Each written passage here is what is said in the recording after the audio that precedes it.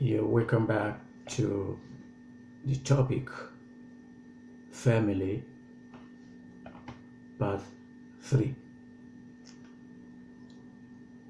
In the last part 2, we stopped at 1 John chapter 4 verse 8. And today I want to begin with you to read again John chapter 4 verses 7 and 8.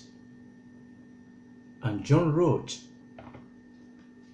about the love of God in his book, as he said, "Beloved, let us love one another, for love is of God, and everyone who loves is born of God and knows God.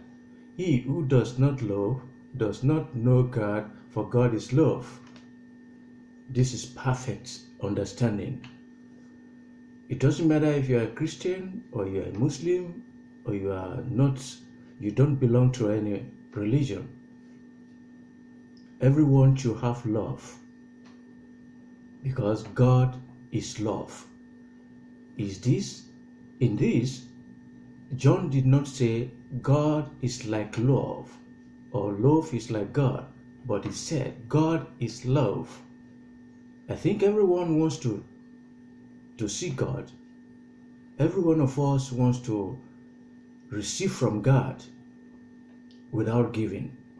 So that is why every one of us sees God as very important.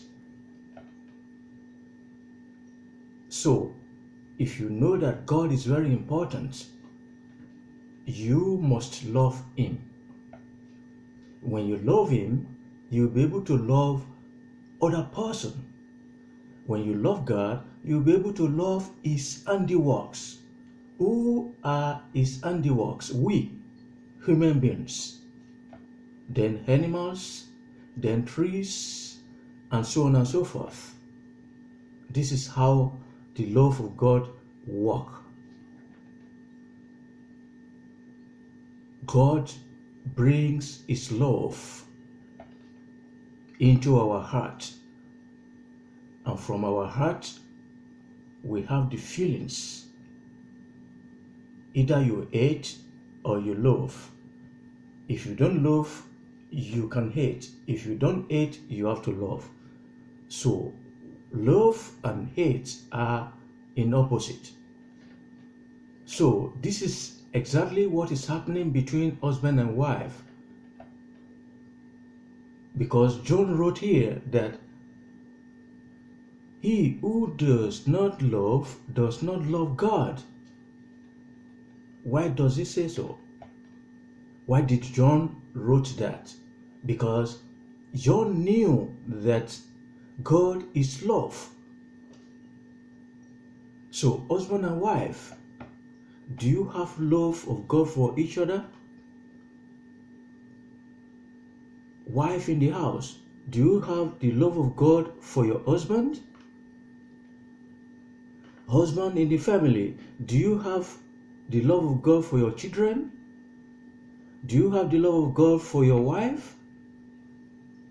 Because in the creation, God created men and women in the garden,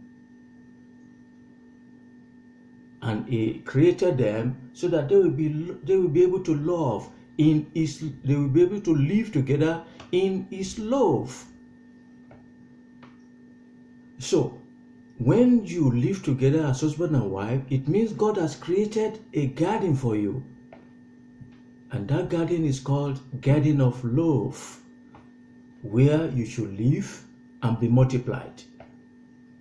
When you are multiplying, it means you are increasing in numbers. It means where you live is expanding. That is the love of God. That is the importance of love of God in our life.